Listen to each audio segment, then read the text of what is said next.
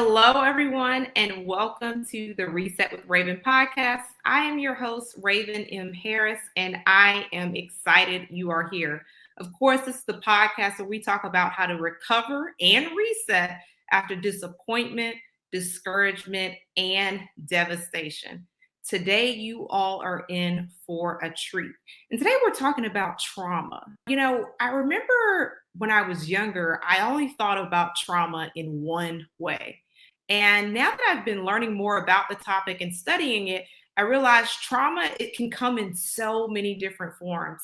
One of my mentors, she used the term as little t trauma and big T trauma. Trauma can be from something that happened in your childhood, trauma can be from a car accident, trauma can be even mental trauma and abuse.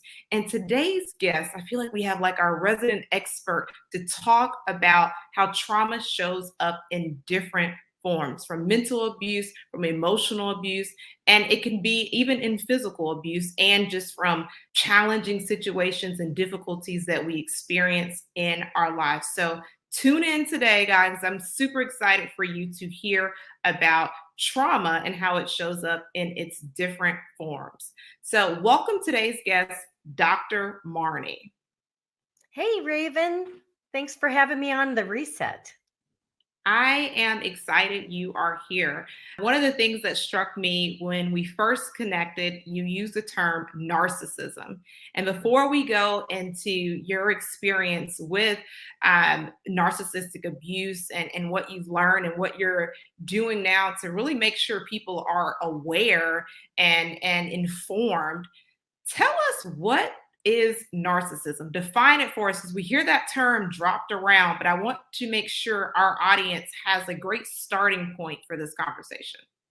Well, I wish there was an easy answer for this because there are so many different definitions of narcissism. And then people that have narcissistic qualities can take on various different behaviors.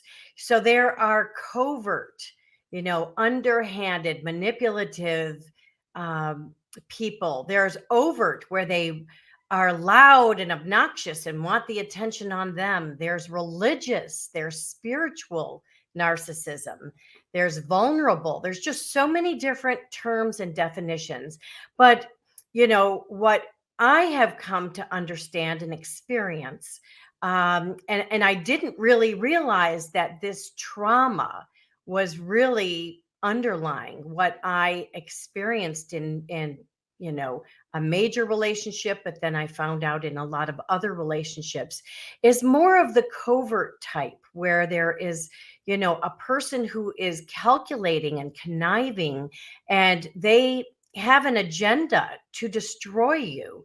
And, in doing so, they put people down and they build themselves up. But it can be done so underhandedly that you don't really realize that it is happening. So, part of this narcissism, and, unfortunately, people that have these qualities very rarely get diagnosed. They don't think anything is wrong with them. They're always pointing the finger at the other person. And, it is the empathetic people, the targeted people, that are the ones that sort of left, shocked after the relationship has ended, trying to put the pieces together. And they're the ones that are trying to do the inner work, to go back to their childhood dynamics and family interactions to try to figure out what made them a target to be abused, or to ignore this kind of behavior, be an overgiver, a people pleaser. So, gosh, I wish there was just a perfect, definition for this. But there, like I said, there are so many different forms of narcissism, and you know, it's different for different people in different situations. Understood. So talk to us more about what are some of the signs and or how you recognized it. Well, I would say at some point, the calculating abuser, their mask slips, And, they've got this public persona that they want the world to see them portrayed as, pretty much all of the things that you are, like honest and empathetic and caring and compassionate and all of those things. And they really mirror that from you, because that is really not who they are. They're very wounded, damaged individuals that have had trauma in their early life, and because of that, so many of them believe the only way to overcome this is to feel superior to other people, and to many of these people take on employment positions where they are the top leadership of whatever organization it is, because they love that power and control. And how you see it is, you're belittled, you're put down, and slowly you are gaslit.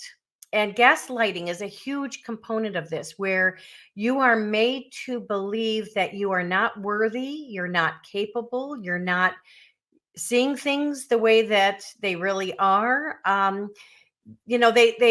They try to instill a sense of confusion, and it slowly, even for someone who can be very credible and very accomplished, they could slowly get their self-worth just whittled away, so that at some point they really kind of just believe everything that this narcissistic behaviored person is instilling in them, when really that's not the true reality. And then they also engage other people in what is called a smear campaign, which is, there's so much terminology that goes along with trying to understand, these relationships. And they're not all just in marital relationships. They can be with friends, they can be with family, they can be in a work environment where, you are undermined, and and people will believe a very false narrative. Even children will believe a false narrative about one of their parents, whether it's a dad or mom, that isn't true. And even if they know better and they've experienced it, that parent, the love of that parent, they could buy into the brainwashing and the false narrative that gets them to align to that other person. So For it's you, can I ask a question for you? Was there a moment in time, or do you have a story or an example? Because again, I know we hear these terms, but I want, for someone who may be experiencing it and is questioning, is this really it? Do you have like an example that you've seen, you've experienced, or was there a moment in time for you where it was very clear? Yes, yes, most definitely. There was a defining moment for me after 27 years of marriage. So this went on for a long time before my light bulb finally went on, and I could acknowledge and realize what I was dealing with. And the mask slipped. And in my particular case, without going into too much personal detail, there was always money manipulation, which I now know was financial abuse. Because I was always working full time. I was a high school teacher for 35 years, and I brought in my paycheck, but I was very guilty of turning over that paycheck and any tutoring money or whatever, just allowing, the other person in the marriage to, to control all of that. And you're slowly made to believe that you're not capable of, having a checking account or paying bills or whatever it is. But there was a defining moment for me one night over pizza, where some confessions were made and some revelations were exposed.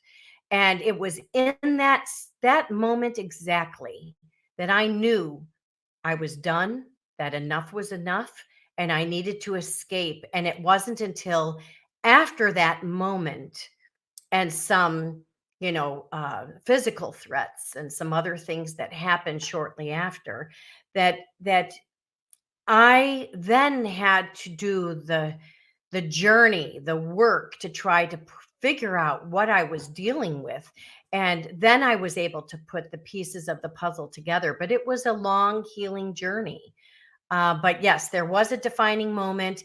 And then you realize, oh my gosh, there were so many red flags even before I was married that I should have paid attention to, then I didn't.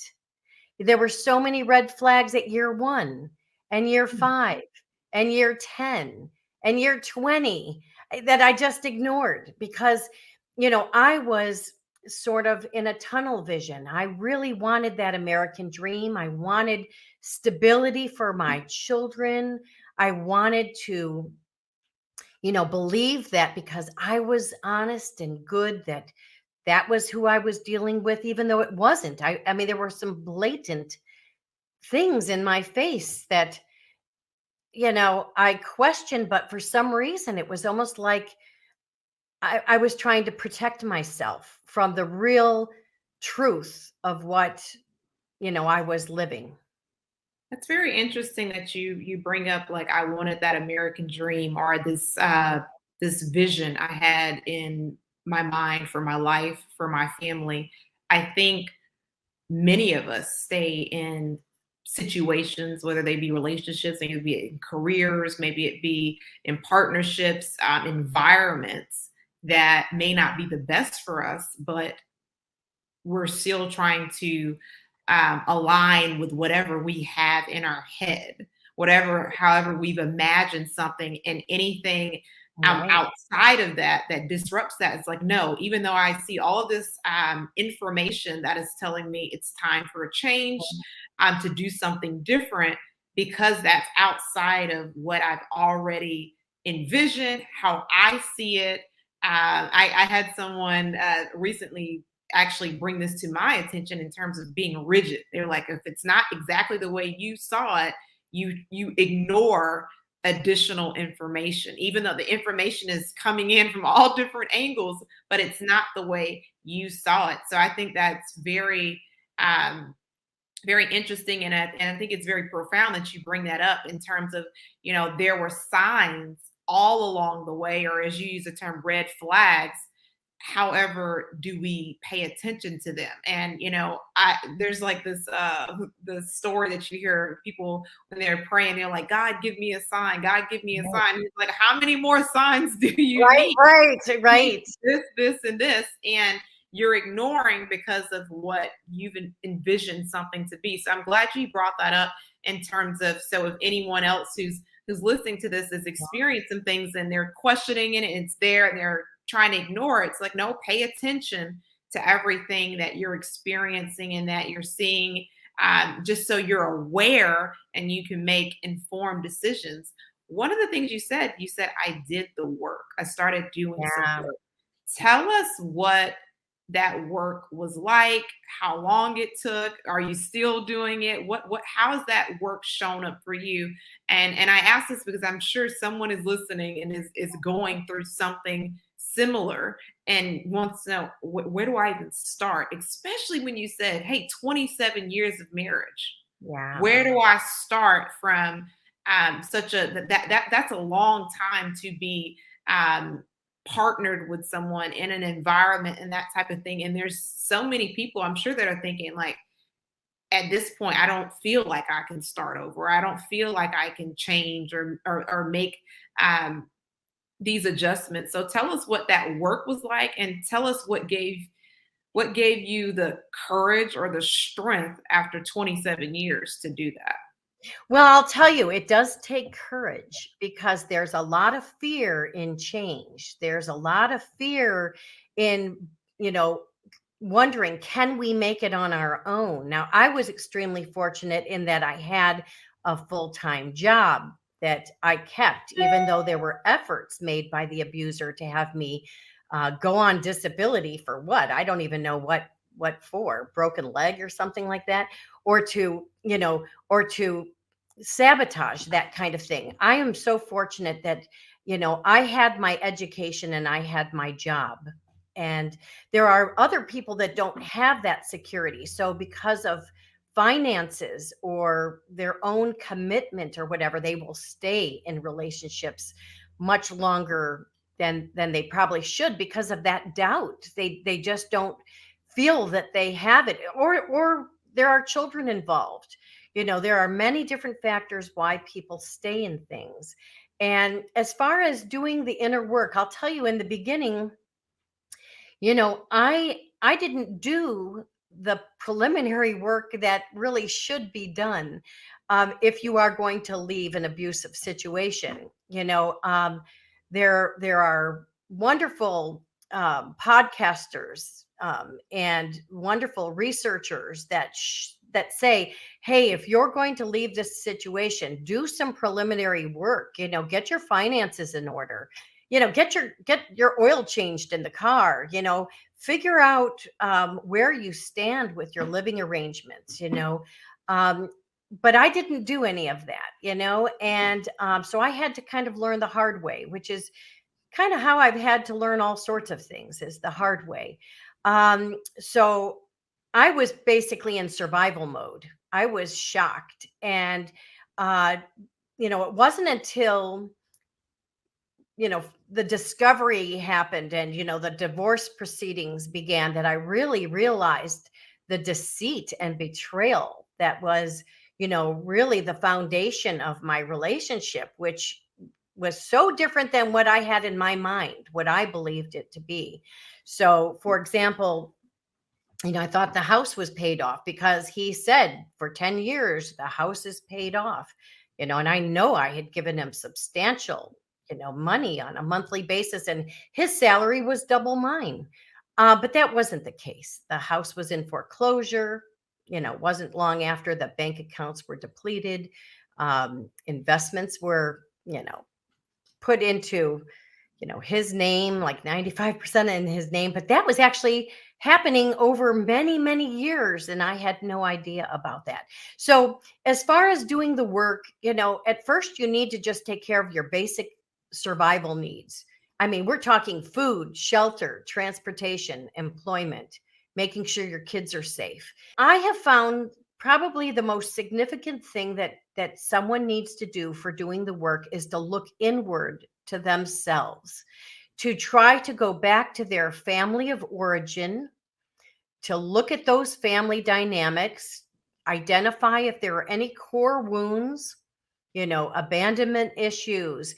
You're bound to find that there's some sort of intergenerational family trauma stuff going on that you never really resolved, and that that made you into the person that you are, that could put up with this stuff for so long, to allow yourself to be treated so poorly. So self-love is kind of an overrated term, but self-love is very, very important. You need to take care of yourself physically, emotionally, spiritually. And doing the inner work involves going back to realize your role in this. What made you the kind of person that would be chosen? Because you really are chosen to play this role. And then, get yourself into, a physically and emotionally and spiritually a happier place.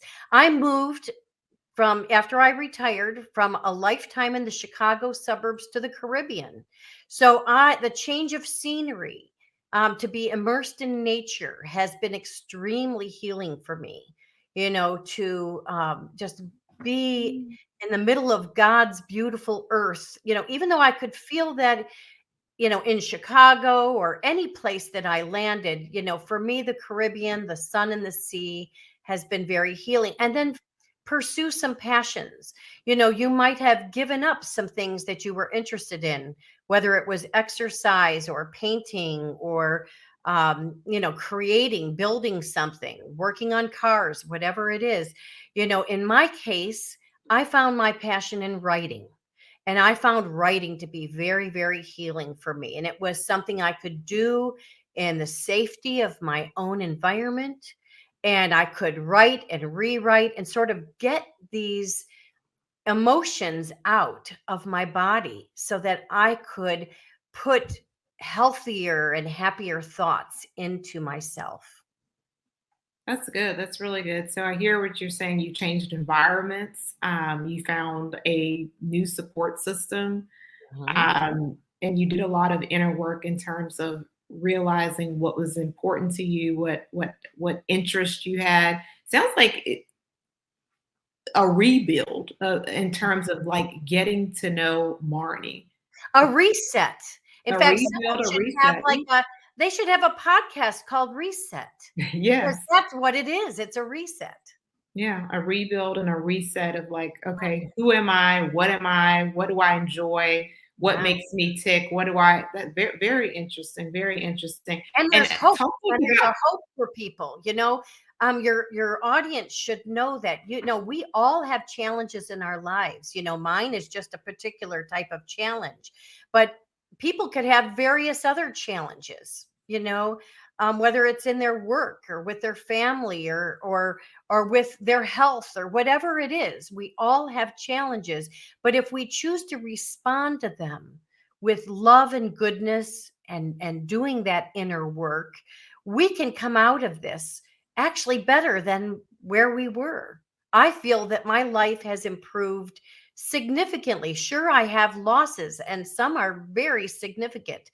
Some losses are losses I would never wish on my worst enemy. But I don't really have enemies. I believe, you know, people all have their own journeys. But you know, how we our perspective on things makes a huge difference on how we think and how we choose to respond to these things.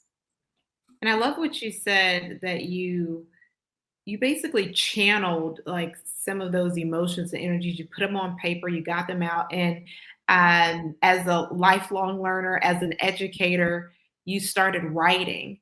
Talk Yeah. to us about. I know you have a book called "God Came to My Garage Sale." Tell us Yeah. what that title means. Tell us what the book means for you, and what is your hope or your goal that readers get out of that book. Well, God came to my garage sale actually came about because in the midst of this life transition, I had a garage sale. But instead of having feelings of sadness and anger or, you know, anything negative, I had such beautiful positive feelings of gratitude. And I was thankful. And I looked at the glass half full, you know, that how lucky was I that I had 20 years to raise my family in this beautiful home instead of looking at the negatives. And there were many negatives. And because of that, some miracles happened. I would actually call it a spiritual awakening where I was shown some things and I experienced some things that were almost otherworldly, you know, that you would normally think, well, that's really a coincidence that that happened. But no, one too many things happened that I really believe they were synchronistic, you know, signs and synchronicities. So I would, you know, with each different miracle that happened, I was questioning, oh my gosh, is God here? Am I surrounded by divine? Because, you know, most people would not have this feeling of peace and love during this transition time. I felt that I was just protected by God. And I would always ask, did God come to my garage sale? You know, was God in that person? Was God in that experience? And so, you know, the book, even though it's a spiritual fiction and, you know, it won the 2020 Best Books Award, it was endorsed by James Redfield, who wrote the Celestine Prophecy. So, also a writer of spiritual fiction. It definitely is grounded and inspired by true events that happened. And that led me on a big quest to learn about near death experiences or spiritually transformative encounters. And that has really been life changing. And but that was the start of my writing. And then when I landed here in the Caribbean about 3 years ago, um, you know, it didn't take long. And I had a 5 book series called True Deceit, False Love that I wrote as part of my healing journey to bring awareness to some of these family dynamics. I'm curious when you talked about, you mentioned grief and you mentioned near-death experiences. Mhm. Talk to us about how, and you also use the term parental alienation, and I want to sync all of this together for our listeners. Please define for us what parental alienation is, and then also to talk about like grief of a relationship, a situation when the people are still alive.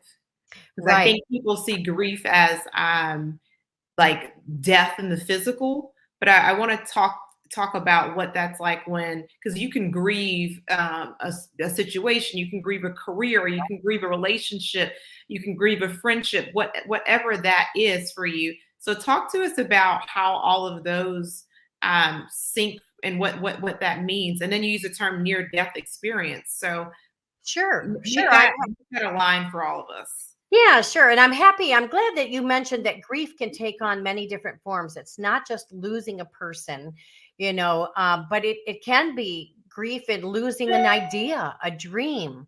It could be, grief in losing your health or losing a job. Parental alienation is unfortunately a very common phenomenon when in a separation or divorce situation. Usually, it is one parent that wants to get back at the other parent. They are filled with revenge and they are very vindictive and their mission is to destroy that other person because of their personality disorder, where they want to portray that they are such an honorable, upstanding person. They want that image of the perfect family. They don't want people to know the real truth of their behaviors and what they have done to destroy lives.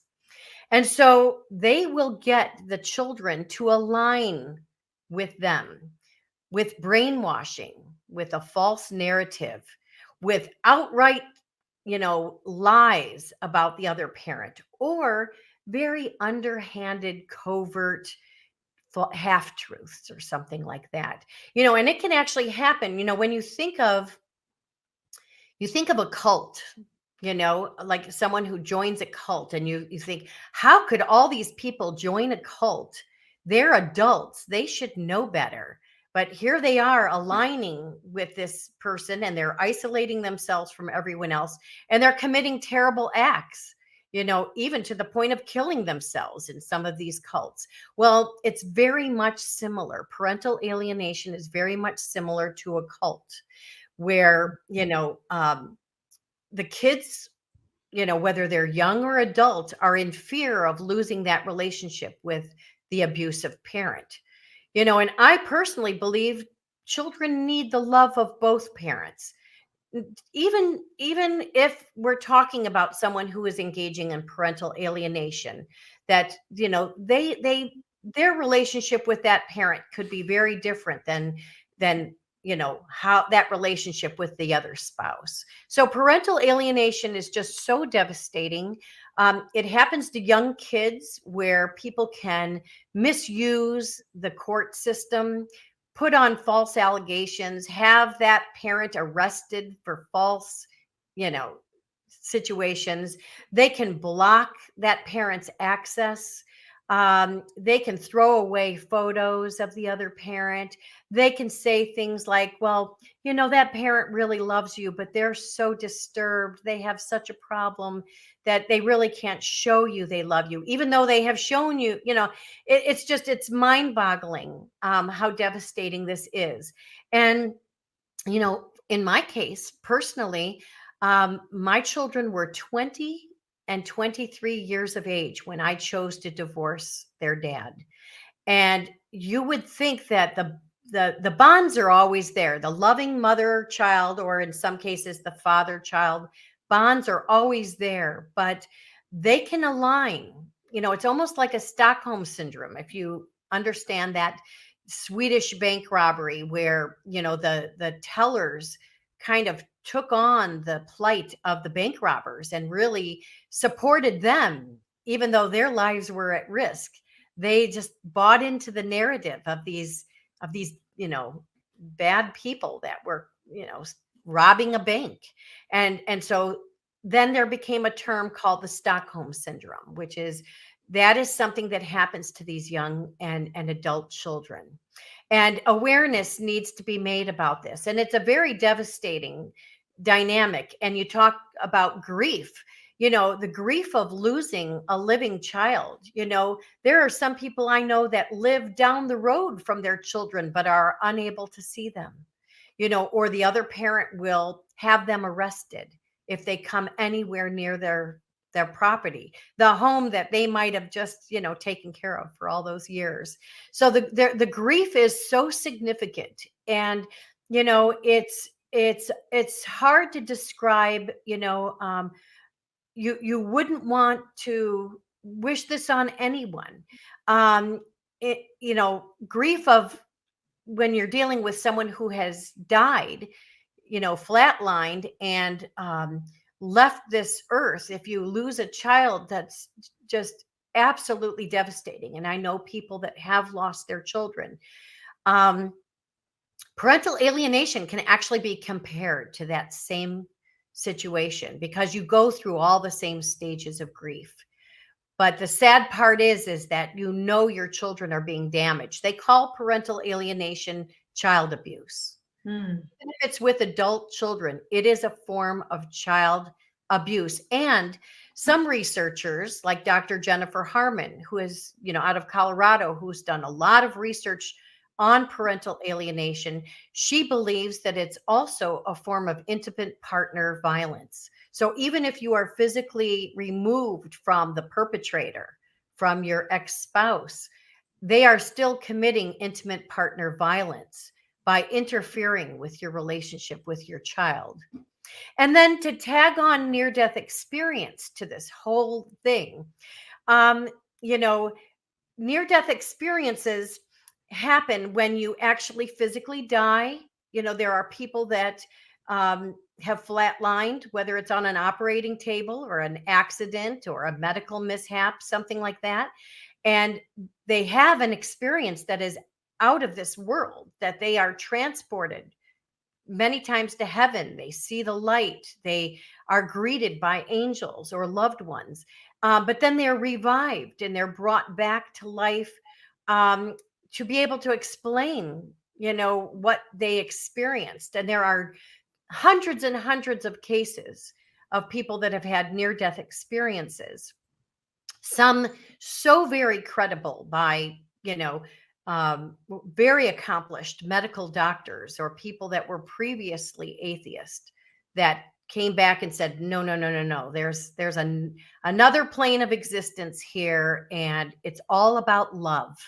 And it's all about that we're here on earth to learn lessons.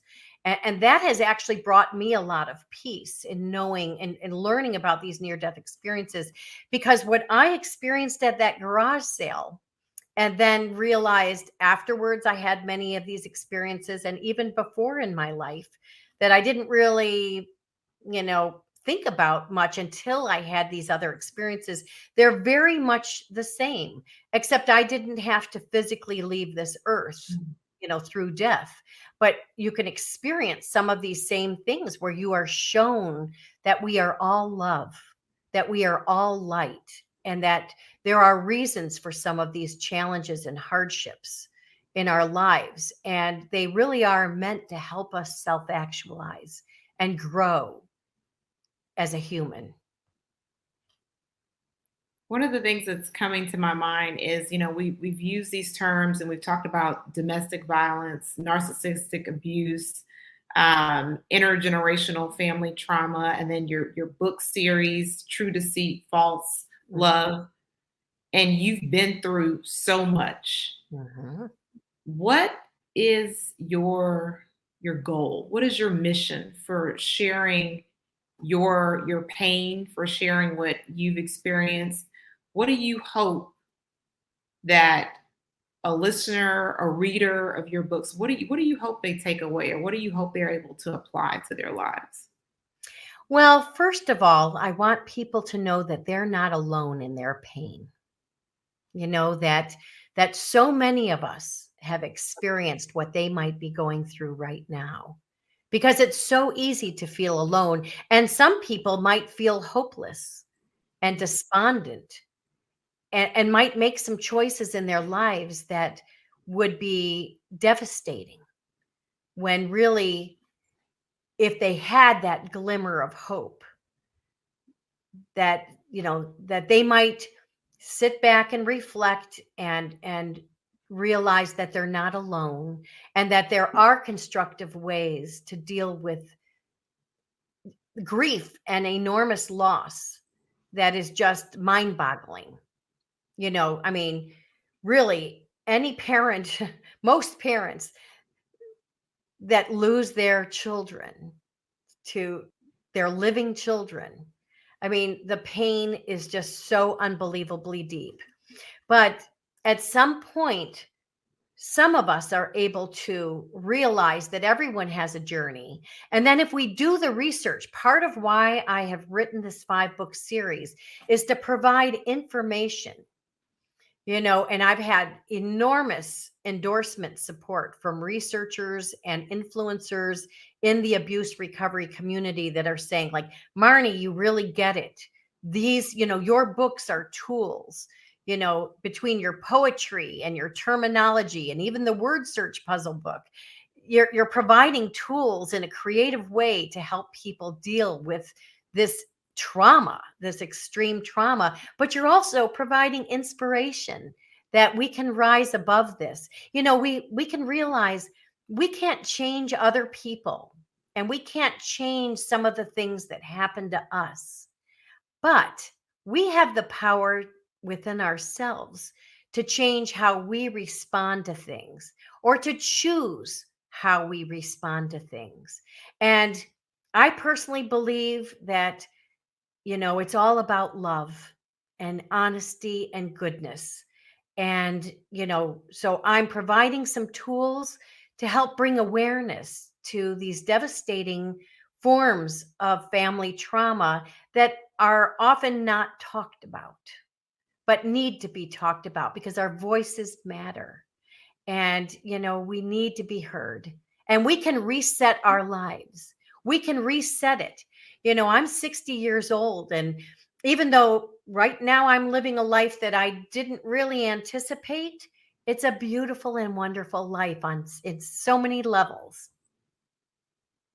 Thank you so much for that. And that is very paramount to why I started the podcast, is really to end suffering in silence. You mentioned isolation, and oftentimes when we're going through some of the hardest times in our lives, it can feel so lonely. Like no one understands, no one gets it, no one's there for me. Or even if there are people, sometimes we don't want to. I just learned this word in the past year, trauma dump. We don't want to dump all of our Right. emotions, feelings, experiences on other people. So it can feel so isolating and lonely. So thank you so much for what you're sharing. Thank you so much for the work you're doing to bring that awareness and to bring that information in, as you so eloquently put, that you're not alone. There are other people that have experienced great pain and difficulty, but here's the other side. And also too, just because it's not playing out the way you imagine, the way you envision, there still can be joy in life. You still can Oh, live yeah. a blissful life, and find and be around people and in an environment that's supporting and that is loving. So thank Yeah. you so much. Before I ask my final question, please let all of our viewers and our listeners know where they can find you and your books. Oh, sure. You can find information about me, the people that have endorsed my books, the different events and that I'm involved in, the book signings or podcast interviews. That's all on my website, which is the name of my spiritual fiction. So www.godcametomygarage.sale.com. And that is where you can find me there. And my books can be found on Amazon, Barnes and Noble. And then my publisher is Balboa Press, which is a division of Hay House. Thank you. And our last question for today is, What is the greatest lesson you've learned in your reset journey? Oh, wow. I would just say that, we all have challenges and that, how we choose to handle them can lead us to a happy and blessed life. So we have the power within us to reset. Love it. Thank you so much, Dr. Marni. Yeah. Well, thank you, Raven. It's just an honor to have this conversation with you, and I really applaud you for what you are doing, your mission with your podcast and with your life's work. So you're really changing lives and giving people hope and inspiration. Thank you. Yeah. All right. There's a lot of fear and change. The most significant work is to look inward. Instead of having feelings of anger and sadness, I had feelings of gratitude. Well, today, everyone, I am so grateful that you are listening. I'm grateful that you had the opportunity to learn about abuse and trauma and the many forms that it can show up in your lives. My ask today is that you share this message with someone. Someone needs to hear it. We have so much negativity going on in the world. Share something where someone can be inspired, informed, and be aware. Thank you so much for listening. Remember, a reset is always available to you.